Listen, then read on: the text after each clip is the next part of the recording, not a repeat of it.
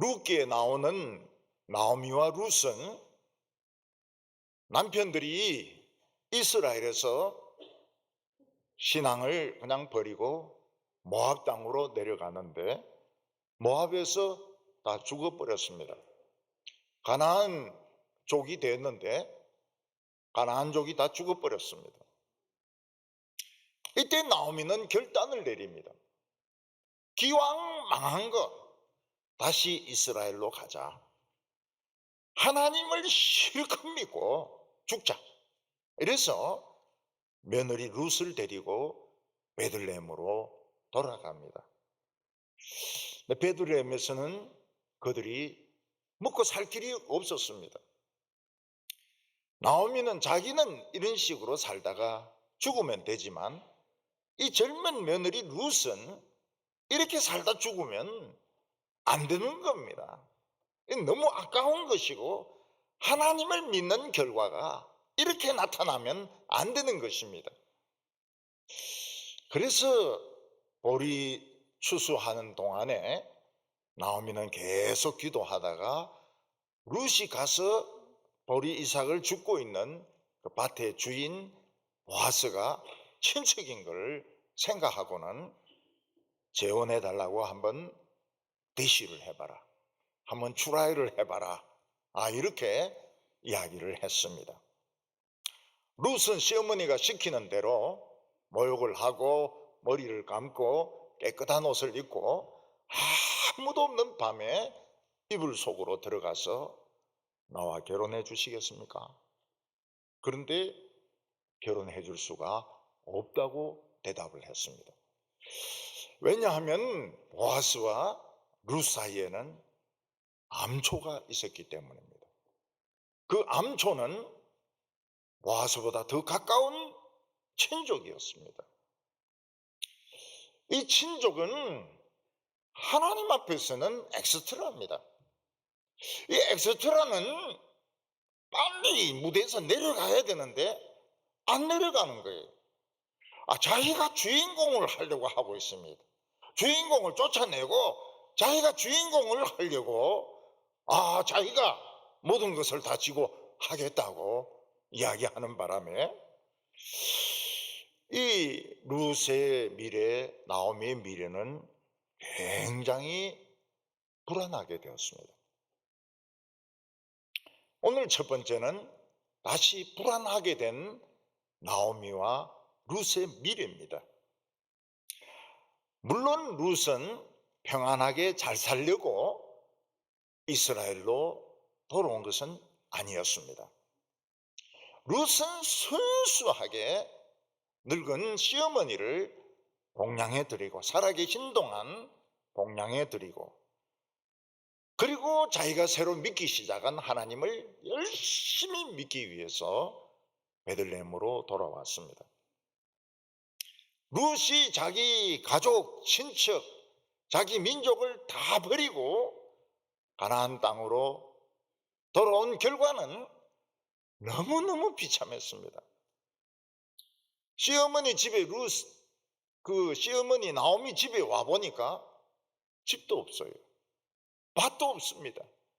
그릇도 없고 바가지도 없고 숟가락도 없고 젓가락도 없고 아무것도 없는 그런 진짜 가난한 집이었습니다.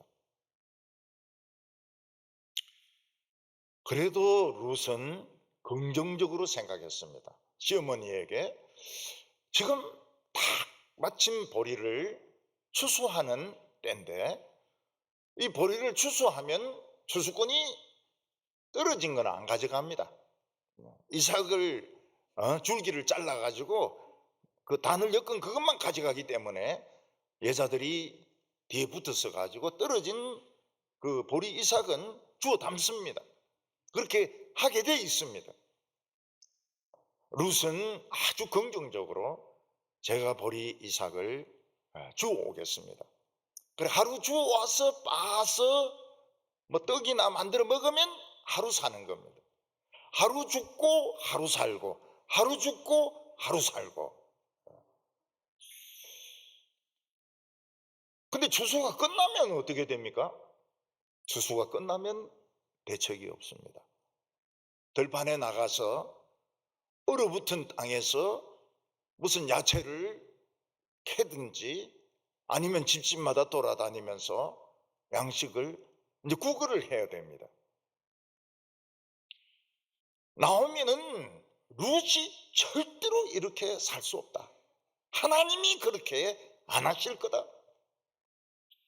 그래서 추수하는 동안 추수가 끝날 때까지 기도하는데 길이 없어요. 외국인 과부가 친척도 많지 않은데 이스라엘에서 살 길이 없는 겁니다. 그때 하나님은 나오미에게 지혜를 주셨습니다. 한 가지를 포기해라. 그게 뭡니까? 나이였습니다.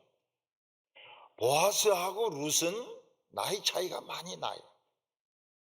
그래서 애당초부터 보아스는 룻의 재혼 대상으로 생각을 안 했던 겁니다. 근데 하나님께서 힌트를 딱 주는데 나이를 포기하라. 나이를 포기하니까 길이 보이는 겁니다. 아, 보아스하고 하면 되겠네. 어? 길이 없는 게 아니구나. 내가 눈이 어두워서 길을 발견하지 못하고 있었구나. 보아스네. 예.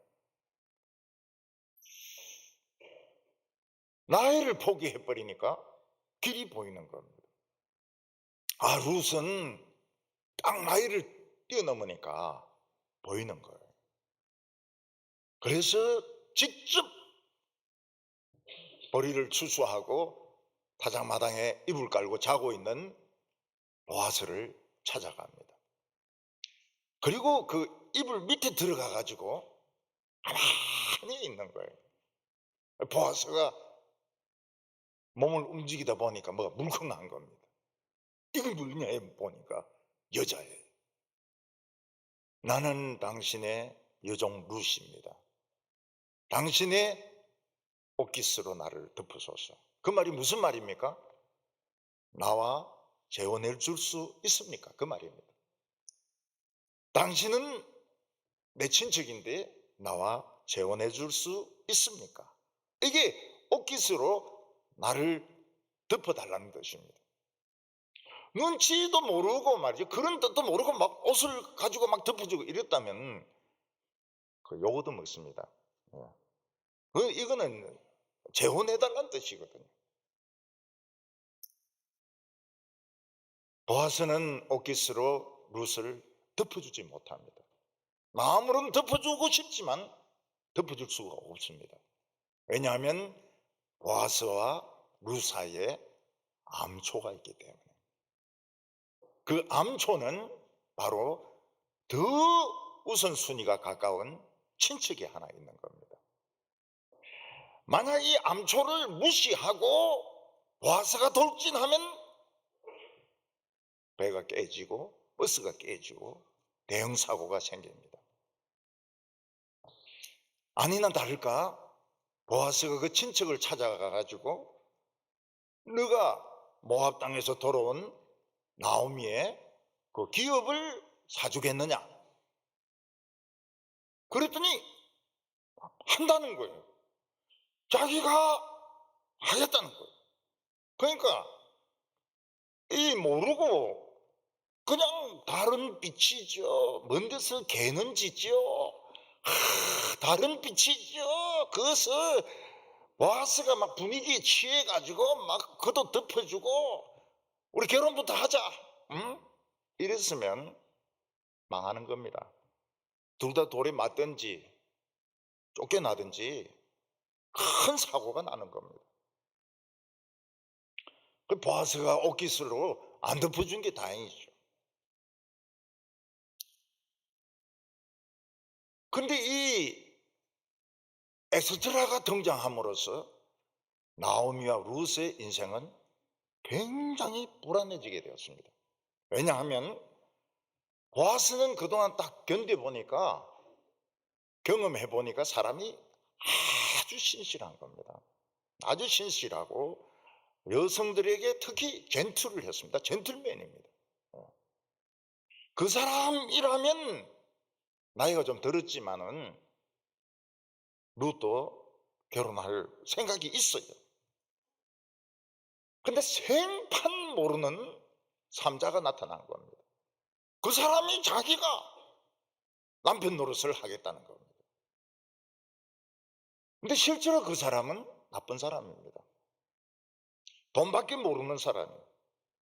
여자들 실컷 이용해먹고 발로 차버리는 아주 비열한 사람입니다. 그런 암소가 탁 나타난 거예요. 오늘 우리 예수 믿는 사람들을 제일 불안하게 하는 것이 뭔가 하면 미래입니다. 우리의 미래. 막 오늘까지는 그런 대로 열심히 살아왔습니다. 근데 미래는 어떻게 될지 모르잖아요. 무슨 일이 터질지 모르잖아요. 은퇴를 앞두고 있는 분들은 굉장히 마음이 복잡합니다. 뭔가 새로운 기술을 배워야 되는가, 아니면 은퇴하고 그때 가서 봐야 되는가, 아주 불안합니다. 7절에 보면 옛날 이스라엘 중에는 모든 것을 무르거나 교환하는 일이 확정하기 위하여 사람이 그의 신을 벗어 그 이웃에게 주더니 이것이 이스라엘 중에 증명하는 전례가 된지라. 8절에 이에 그 기업 물을 자가 보아스에게 이르되 내가 너를 위하여 살아 하고 그의 신을 벗는지라. 자기 신을 자기가 벗어버려요. 나오미가 오기도 전에 자기 신을 벗어버립니다. 그리고 줍니다. 그 집에 갈 때 절면서 갑니다. 절면서. 제일 안 되는 여자가 그겁니다. 하이힐 신은데 그게 부러졌어요. 집에 갈 때 막 절면서 막 갑니다. 절면서. 높이가 달라가지고. 이 사람 난 일체 이야기 안 한다. 난 완전 권리 포기다. 다리 절면서 그냥 집에 가는 거예요. 우리나라 6.25 때 유엔 안보리가 열렸습니다. 그때 그 안보리에서는 북한의 침략을 규탄하고 유엔군을 조속히 파견하는 것이 목적이었습니다. 그런데 모든 나라는 틀림없이 소련이 거부권을 행사할 거다. 그래서 북한 규탄도 안 되고 연합군도 못 보낼 거다. 이런 생각을 했던 겁니다. 그런데 소련은 참가를 안 해요. 기권을 해버리는 겁니다. 룻기로 치면 신발을 벗어버린 거예요. 그러니까 빠른 시간 안에 북한이 침략했다. 규탄하는 결의를 하고 유엔군을 파견하기로. 제일 먼저 일본에 있던 미군이 옵니다. 이 미군은 무기나 훈련이 영 안 돼 있어요. 그래서 많이 죽습니다. 그 다음 에 영국군이 오고 프랑스군이 오고 호주 18개국이 와가 터키, 에티오피아 와가지고 막 싸운 겁니다. 소련은 신발을 벗어버렸어요. 아무 이야기가 없습니다. 아무 이야기. 스탈린 말이 없어요. 신발을 벗었기 때문에. 자기들이 뒤에서 조종한다 이 소리 듣기 싫어가지고 포기해버린 겁니다. 우리는 모세같이 하나님 앞에 신발을 벗어야 됩니다. 아무 데서나 신발 벗으면 안 돼요. 아무 데서나. 요즘 신발 벗고 맨발로 걸으면 좋다 이래서 신발 벗고 막 걷고 이렇게 하지 마세요. 혹시 그 발에 균이 붙을지도 모르잖아요. 신발은 하나님 앞에서 벗는 거지 아무 데서나 벗는 게 아닙니다. 가시가 자기 신발을 벗어줬습니다. 뺨 맞기 싫으니까. 사도 바울에게도 육체의 가시가 있었습니다. 병이었습니다. 병이었습니다. 사도 바울은 이 가시가 없어지도록 3번 간절하게 기도합니다. 그때 예수님이 뭡니까? 기도 그만해라. 기도 그만해라. 너는 너무 하나님의 비밀을 많이 알았다. 그리고 능력도 나타났다. 여기서 병까지 나으면 너 지옥 간다.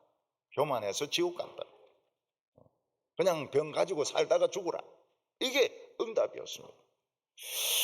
우리는 하나님의 말씀 많이 듣는 거 이게 큰 축복이라고 생각 안 합니다. 우리는 하나님 말씀 좀 적게 들어도 병 낫는 게 좋고 세상에서 놀러 다니는 게 좋은 것 같은데 예수님의 생각은 달라요. 너는 하나님의 비밀을 너무 많이 안다.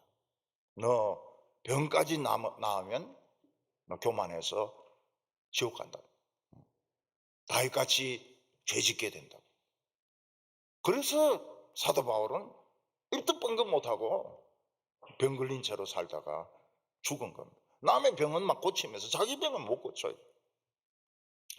오늘 마지막으로 보아서는 승리의 선언을 합니다. 10명의 장로들은 보아스와 그 엑스트라가 하는 이야기를 열심히 듣고 있습니다. 그런데 이 말은 굉장히 격렬한 나오미와 룻과 그 재산의 장래를 결정하는 굉장한 토론이었던 것입니다. 드디어는 장시간 토론하고 난 뒤에는 그 친척이 신발을 벗어주고 쩔룩거리면서 가는 겁니다. 졌다는 거예요. 9절과 10절 보면 보아스가 장로들과 모든 백성에게 이르되 내가 엘리멜렉과 기련과 말론에게 있던 모든 것을 나오미의 손에서 산 이래 너희가 오늘 증인이 되었고 또 말론의 아내 모압 여자 룻을 사서 나의 아내로 맞이하고 그 죽은 자의 기업을 그 이름으로 세워 그의 이름이 형제 중과 성문에서 끊어지지 아니하게 되매 오늘 너희가 오늘 증인이 되었느니라 하니. 유다서를 보면 놀라운 장면이 나오는데 모세가 산 위에서 죽었습니다. 그 모세의 시체를 사탄이 지옥으로 끌고 가려고 그래요. 왜 그렇습니까? 모세가 젊었을 때 못된 애국 노예 감독을 죽인 적이 있거든요. 살인자다 이거예요. 살인자다. 살인자니까 모세를 지옥으로 끌고 가겠다. 그때 미가엘 천사가 뭐라고 말합니까? 모세는 하나님의 집 종이고 그 어린 양의 피로 이미 깨끗함을 받았다. 데리고 가고 싶으면 한번 데리고 가봐라. 응? 데리고 갈 수 있으면 한번 데리고 가봐라. 그러면서 막 싸운다고요. 예수님이 십자가에 못 박혀서 죽습니다. 그리고 그 영혼이 지옥으로 끌려갑니다. 이 사탄이 미가엘 천사하고 막 싸웁니다. 예수도 인간이기 때문에 죄가 있다. 지옥에서 가다 놔야 된다고. 그 미가엘 천사가 뭐라고 말합니까? 죄 있으면 한번 찾아내봐라. 응? 예수가 죄 지은 거 있으면 한번 찾아내봐라. 3일 동안 텁니다. 예수님의 죄를 텁니다. 욕한 게 있는지 거짓말한 게 있는지 없어요. 예수님이 일어나시더만 사망을 두드리 깨버립니다. 죄의 세력을 두드리 깨버립니다. 마귀의 막 머리를 깨버립니다. 그리고 하나님 앞에 가서 의의 제사를 드리고 무덤 문을 열고 나옵니다. 무덤 문 벌써 굴러 가버렸어요. 그때 예수님이 하신 말씀이 뭡니까? 나는 이겼다. 나는 승리했다. 사망의 권세, 죄의 권세 이기고 승리했다. 예수님이 제자들에게 뭐라고 말씀합니다. 너희가 세상에서 환난을 당하나 담대하라. 내가 세상을 이겼노라. 보아스는 이겼다 하는 소리를 칩니다. 나의 적은 모든 권리를 포기했다. 나는 이제 나오미와 말론과 기론의 재산을 사가지고 그들에게 돌려줄 것이고 말론의 처 모함 여자 룻하고 결혼해서 아이를 낳아가지고 그 아이를 족보에 올릴 거라고 선언을 합니다. 나는 이겼다. 그 말을 듣고 장로들이 다 박수를 칩니다. 왜냐하면 이스라엘에 아직 이런 며느리가 있고, 이런 시어머니가 있고, 이런 사람이 있다는 것은 이스라엘의 미래가 굉장히 복받은 미래거든요. 이런 사람이 있다는 것은.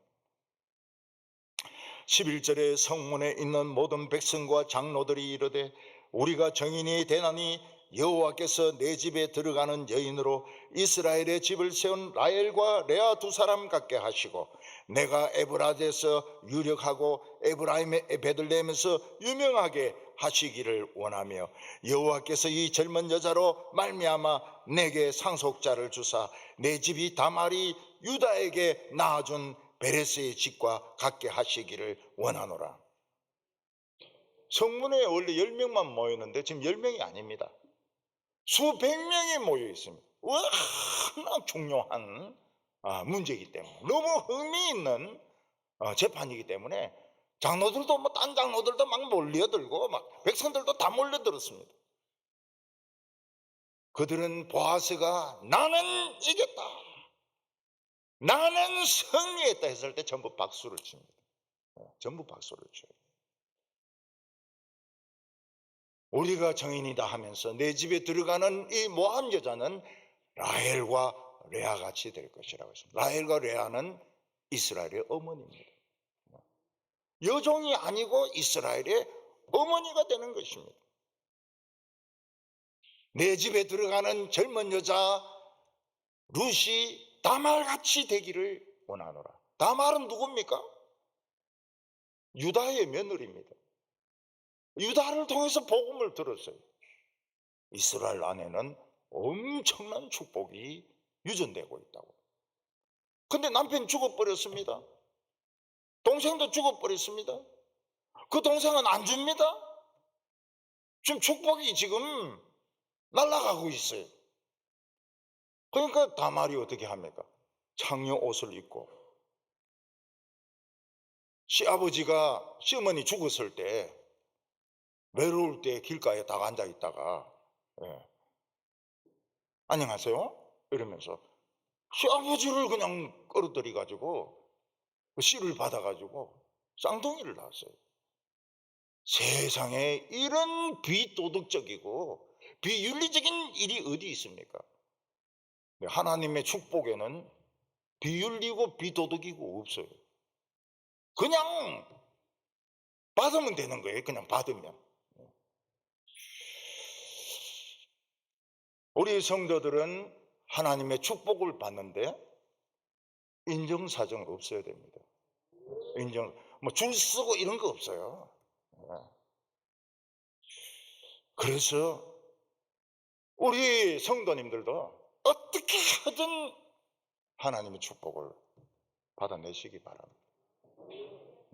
양보하지 마세요. 시아버지라고 양보하지 마세요. 시아버지가 약속을 어겼으니까요. 책임을 져야 된다고요. 세상의 복으로 만족하지 마시고 아브라함의 복을 상속하는 우리 성도들 다 되시기를 바랍니다.